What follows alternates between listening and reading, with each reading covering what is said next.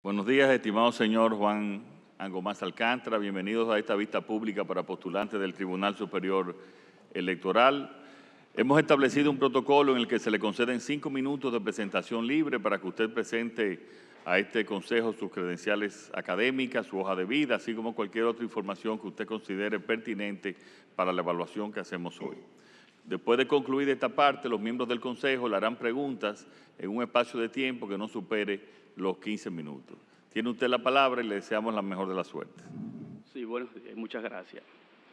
Más que, perdón, quiero dar las gracias al Honorable Consejo por permitirnos postular en este importante escenario y saludar al señor Presidente de la República, Luis Abinader, y los demás miembros que componen este Honorable Consejo. Más que hacer una apología sobre mi hoja de vida, quiero compartir algunas reflexiones sobre las modificaciones que ha de sufrir la legislación electoral. De nosotros solo podemos decir que tenemos un ejercicio importante en la litigación electoral y que tenemos coherencia con lo que decimos y hacemos. De igual modo, estamos comprometidos con llevar la armonía a ese alto tribunal y de igual modo no comprometemos de manera solemne respetar los principios de unicidad, previsibilidad y seguridad jurídica. Cuando hablamos de la seguridad jurídica, es lo que necesita el sistema y los partidos políticos en el momento en que vayan a dirimir los conflictos en esta alta corte. Dentro de los aspectos que nosotros entendemos que deben modificarse en la legislación electoral está sobre la suspensión y anulación de las elecciones en el entendido de que hay un vacío en esta materia.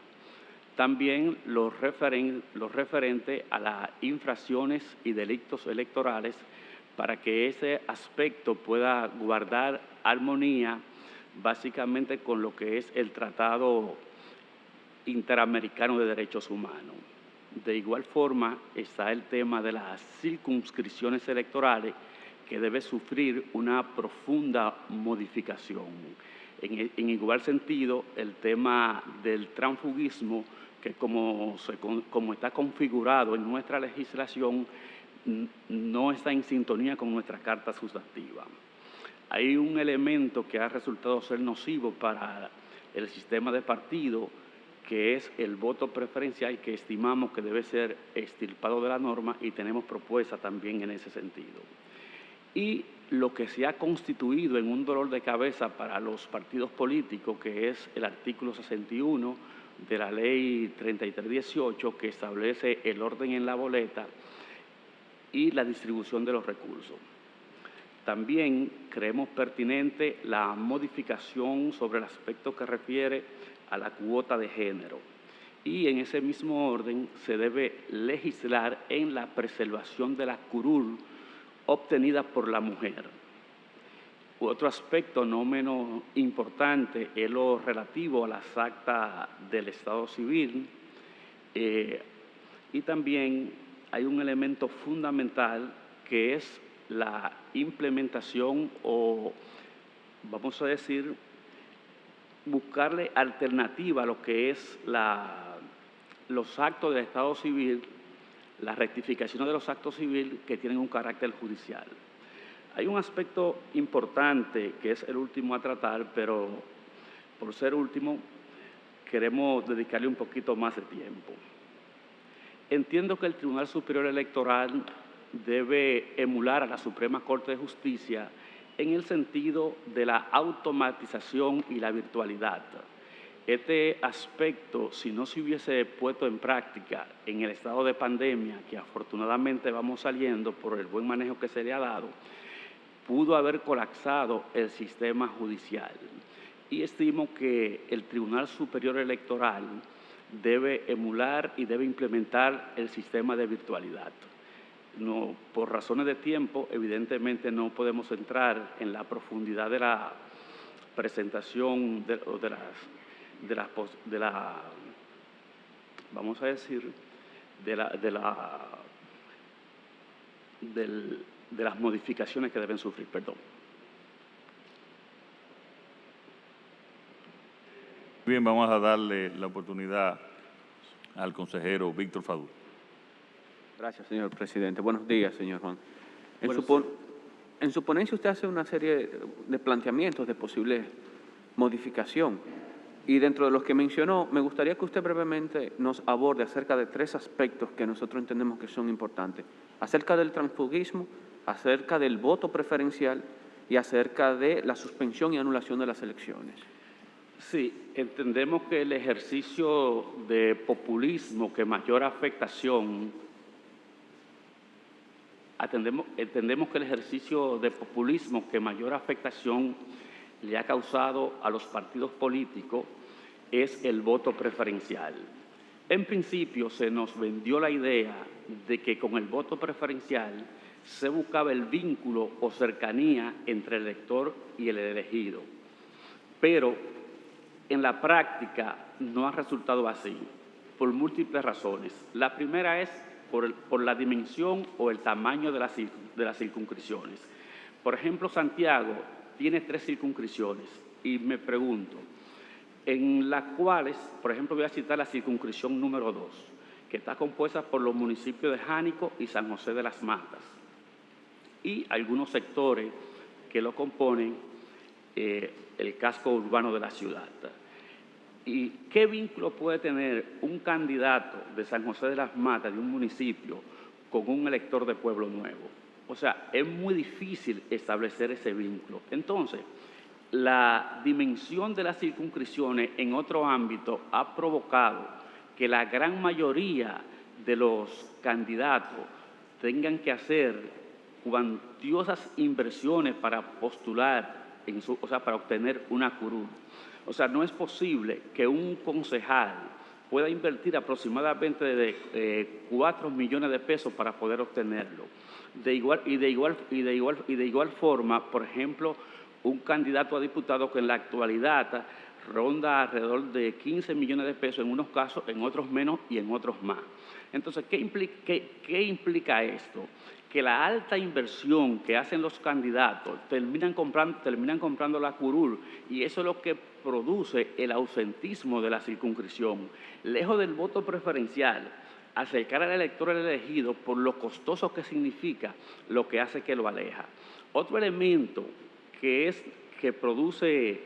afecta el voto preferencial es que los partidos políticos se han visto en la necesidad de buscar personas que quizás no estén tan ligados a la política, pero que sí tienen muchos recursos, en detrimento del verdadero liderazgo partidario. Y en ocasiones no se indaga la procedencia de los recursos y en ese sentido, en circunstancias, entran personas con recursos de origen no lícito. De igual modo, el voto preferencial ha venido a corroer lo que es la unidad partidaria y evidentemente ha sufrido una gran afectación. Pero de igual modo, ese voto preferencial ha devenido en la calidad del legislador. Y yo me pregunto, por ejemplo, un Vidó Medina, un Hugo Tolentino Dit, no tendría cabida en este sistema, de ninguna manera. Si me permite, por favor, tomar un poquito de agua.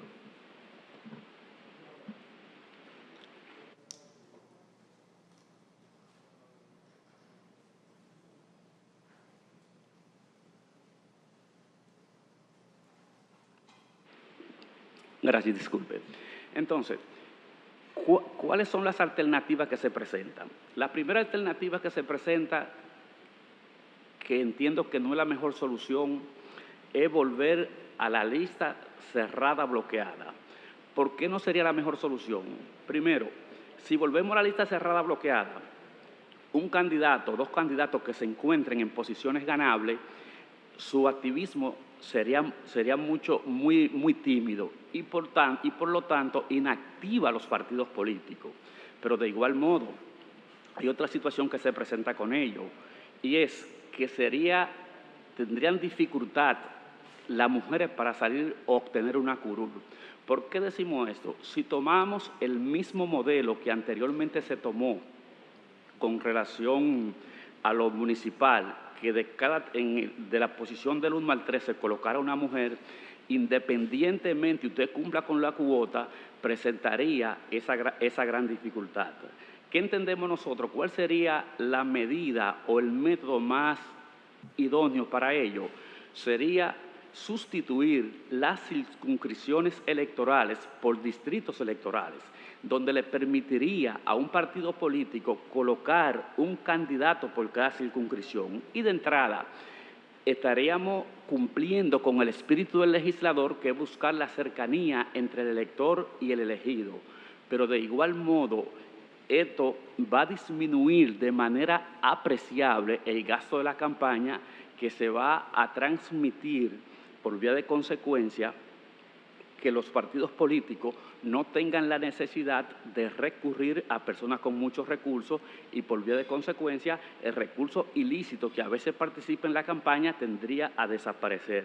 Pero de igual modo, como lo que se basaría básicamente más que en recursos sería en liderazgo, el liderazgo emergente partidario, que en la actualidad hay crisis en diferentes provincias, básicamente por el dinero que se gasta en la campaña, y que en algunas circunstancias usted puede ser un buen candidato, pero si no tiene los recursos no va a participar.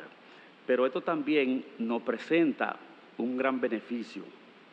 La inequidad del método de Homs desaparecería, porque ¿qué se da en la actualidad? Hay un candidato que sacó 2.000 votos y otro sacó 6.000, pero ese candidato que sacó los 2.000 votos no forma parte de un partido mayoritario que obtuvo una gran votación, y finalmente sí es arrastrado por ese partido. Y finalmente estimamos que en este sentido hay una violación al voto directo del elector. ¿Por qué? Porque la intención de ese elector no fue que se elija ese que tuvo menor cantidad de votos, sino aquel. Pero también eso nos permitiría que la sociedad civil, la Junta de Vecinos y las minorías pudiesen presentar candidaturas independientes, pero no solamente candidaturas independientes, sino que puedan incursionar en los partidos emergentes y postularse. Y evidentemente, finalmente, esta eliminación y la implementación de los distritos electorales abarcaría o tendríamos la presencia de la verdadera representatividad. En su segunda pregunta sobre el aspecto del transfugismo, en este sentido nosotros tenemos que verlo en el derecho comparado. En la gran mayoría de las legislaciones no se penaliza el transfugismo. Más bien el tema es sobre las pérdidas del escaño, o sea, sobre la titularidad del escaño. Pero hablar de la titularidad del escaño es una situación un poquito es discutible, porque yo me pregunto, cuando tú eres un candidato fuerte y vas por un partido débil y viceversa, entonces, la titularidad en un principio puede resultar del candidato, o en otro aspecto pudiese resultar del propio partido. Entonces, yo me inclino por la idea de que el transfugismo se sancione, pero de manera disciplinaria, que sea una atribución de los partidos políticos. Pero además, la configuración, como está configurado el transfugismo en nuestra legislación, vulnera el derecho de elegir y ser elegible, que evidentemente contraviene la Constitución de la República. Otro aspecto que enumeramos fue la anulación y suspensión de las elecciones. Nosotros todos fuimos testigos de excepción de la anulación y suspensión de las elecciones en el pasado año, específicamente las elecciones municipales. Lo primero que tenemos que decir que los actores políticos y de la sociedad civil que canalizaron la suspensión de esta, le evitaron al país el quebrajamiento de la democracia y consecuencia de magnitudes imponderables. Eso es a la luz de los hechos, que evidentemente estamos de acuerdo. Pero no guardamos la misma opinión a la luz del derecho. ¿Por qué? Lo primero es que se trata de un asunto meramente contencioso, y el aspecto contencioso a raíz de la Constitución del 2010 le fue traspasado al Tribunal Superior Electoral. Pero además fueron elecciones municipales. Las elecciones municipales son competencia tanto en lo administrativo como en lo contencioso de cada junta municipal.